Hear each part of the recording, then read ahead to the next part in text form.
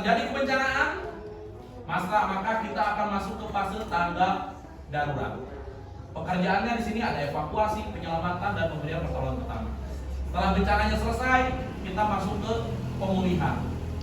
Nanti setelah pemulihan selesai, kita masuk lagi ke pencegahan ini dan berputar seterusnya seperti itu. Itu dinamakan dengan siklus bencana.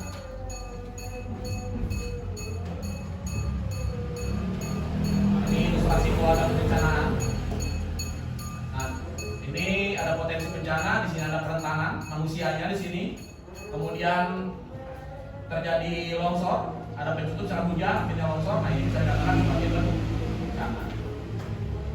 Memberitahu dulu nih, oh saya mau bencana nih, nggak kasih tahu pokoknya. Jadi yang tanpa adanya tanda, contohnya gempa bumi dan walaupun sebenarnya nggak apa-apa ya melindungi kepala, tapi alangkah baiknya seperti ini, karena ini melindungi semua. Setelah kepala kalian terlindung, maka kalian harus merundung, drop, berarti harus turun sejajar dengan bumi. Kenapa harus seperti ini? Supaya badan kalian tidak terpelanting. Karena kalau kita ada gempa, kita berdiri, kita goyang-goyang, pusing. Kalau gempanya hebat, bisa jatuh, bisa. Makanya harus sejajar dengan. Setelah gempanya reda, kalau di dalam ruangan, silakan. Dalam pekerjaan, saya dulu sempat bergabung dengan BPBD Provinsi Jawa Barat di tahun 2013. Kemudian di tahun 2015, saya bergabung dengan BPBD Kabupaten Bandung di Pusat Pengendali Operasi.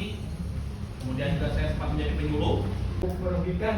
Oke, kejadian yang tidak diinginkan dan cukup merugikan. Ya nggak ada yang mau bencana, ada yang mau bencana? Ada yang ingin bencana? Nggak ada ya. Oke, jadi betul ya.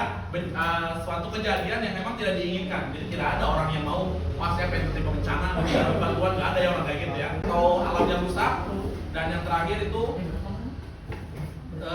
dampaknya itu bisa kepada psikologisnya. Jadi gak banyak orang yang karena bencana kehilangan harta benda, akhirnya kena gangguan mental. Pak, ada Pak Joko di sebelah kanan, masih ada Pak Joko. Oh, ya, tentunya harus mengancam kehidupan serta penghidupan masyarakat. Ya, jadi itu kata kuncinya. Faktornya bisa karena alam, non alam atau manusia. Dampaknya di korban jiwa manusia ya, bukan dari tujuh. Jadi merupakan peristiwa atau rangkaian peristiwa. Kenapa dikatakan peristiwa atau rangkaian peristiwa? Karena biasanya pada saat terjadi gempa bumi, pada saat terjadi kebencanaan, biasanya ada bencana ikutan lainnya. Contohnya gempa di Cianjur, bencananya pertamanya gempa, tapi ada bencana susulan, yaitu longsornya, atau bisa juga jadi kebakaran pemukiman, itu bisa jadi. Atau bisa jadi banjir bandang, misalkan gempa rumah. Itu upaya rehabilitasi dan rekonstruksi. Kurang lebih ilustrasinya seperti itu. Nah, ini rumusnya bencana. Jadi ini adalah rumus risiko bencana. Jadi ada ancaman ketemu dengan kerentanan, dikali kerentanan dibagi dengan kapasitas. Jadi ketika ancaman ini lebih besar daripada kapasitas, berarti di suatu wilayah tersebut risiko terhadap dampak bencananya lebih tinggi. Tapi ketika kapasitasnya lebih tinggi daripada ancamannya, berarti di satu wilayah tersebut risiko terhadap bencananya dia rendah. Ya, jadi ini rumus risiko, bukan resiko. Kalau resiko di, nah betul, di belakang seperti ini.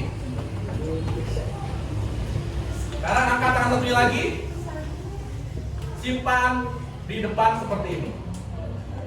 Nah, kira-kira kalau kayak gini menutupi semua? Setidaknya kepala kita terlindungi semua. Dan kalaupun ada benda yang jatuh, setidaknya tangan kita masih bisa bergerak bebas. Beda kalau kita berlindung seperti ini, tangan kita terkunci. Makanya ada yang suka latihan voli. Kalau lagi latihan voli, kita tangannya nggak boleh gini kan? Kalau sebelum ada pukulan dari lawan, nggak boleh gini. Karena kalau kayak gini biasanya close. Tapi harus bebas seperti ini. Mau udah bebas seperti ini, kita mau gerakin pun bebas. Tapi kalau udah kayak saya sebagai pilot, tapi sayangnya bukan pilot pesawat terbang, tapi pilot pesawat mainan alias drone. Jadi itu harus ada lisensinya, nggak bisa sembarangan. Pasal lama. Jadi saya orang USA alias orang sudah asli. Ini